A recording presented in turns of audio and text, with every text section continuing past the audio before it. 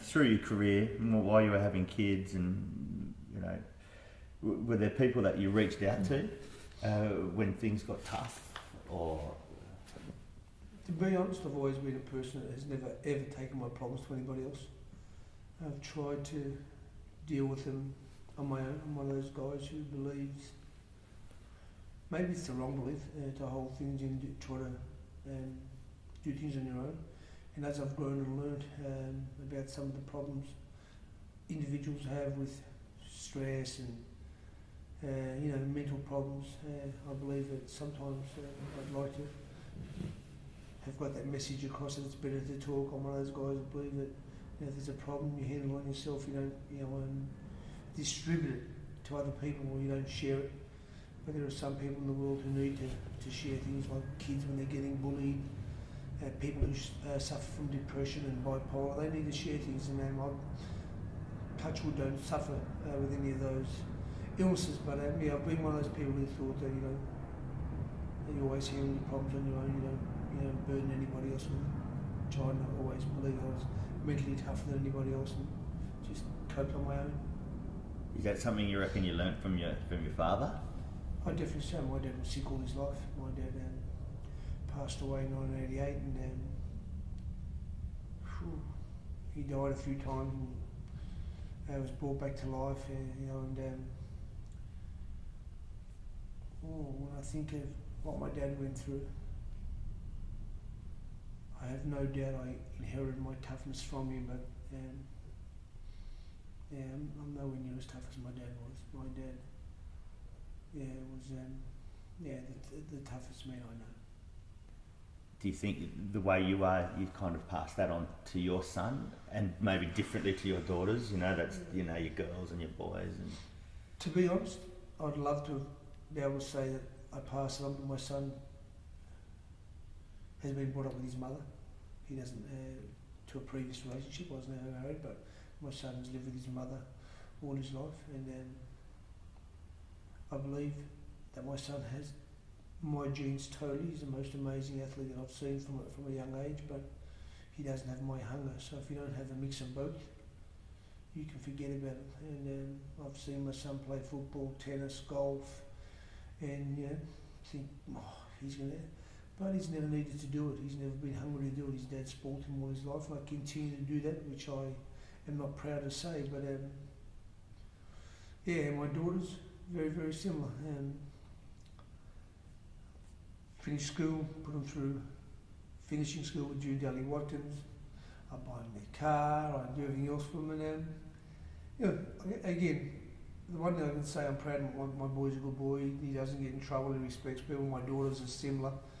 And I'd like them to have maybe been a little mentally tougher towards themselves, and looked at their dad and thought, look what my dad goes through. Even when I was in my 40s, when I made my comeback and trained, and they watched me and seen me lose 40 to 50 pounds, to think, look, what dad can do.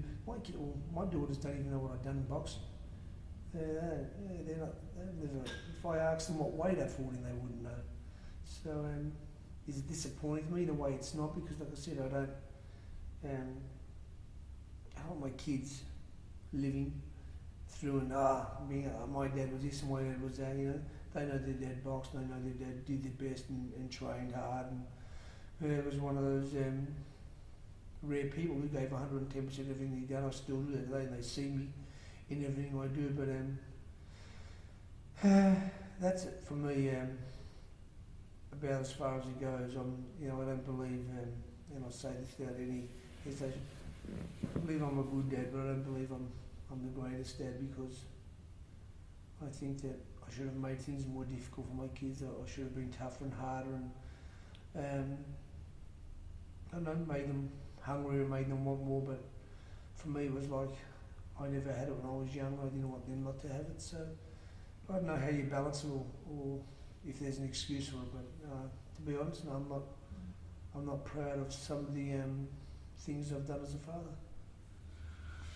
Well, I suppose it's a hard lesson to learn if you're not brought up with a bit more even. I don't know what the word is. Well, You only know what you know, yeah, kind well, of the thing. funny thing was, to be honest, I was really brought up with a mum who worked 3 jobs. My mum worked while we were at school. She worked in the middle of the night and worked in the morning. So she had 3 jobs, and my dad was really, really sick. Although, like I said, when my dad whistled, we knew we had to be home. But again, we knew that we could get away with lots because he was in hospital 3 to 4 months of every year that I can remember, in some way, shape, or form with his heart problems. So again, I was pretty lucky that I had 3 older brothers and 2 older sisters. I was the baby, and they always looked after me. But I'm not sure if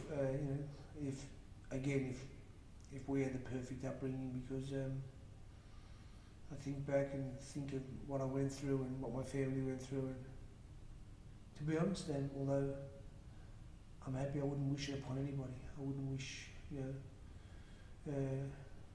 what happened in my household to anybody. Having a sick dad, having a mum that had to slave and work and do everything for us to make sure we had anything that any other kid had in the street, was pretty difficult. And then, many other things happened in my household, and I was, like I said, I believe I was the lucky one because I was the youngest. Knowing what my siblings and my elders all went through, pretty tough and pretty sad. Yeah, yeah. Well, it sounds like your kids have had, the total opposite. Yeah, definitely so. Yeah. People talk about chalk and cheese, that wouldn't even be close. Yeah.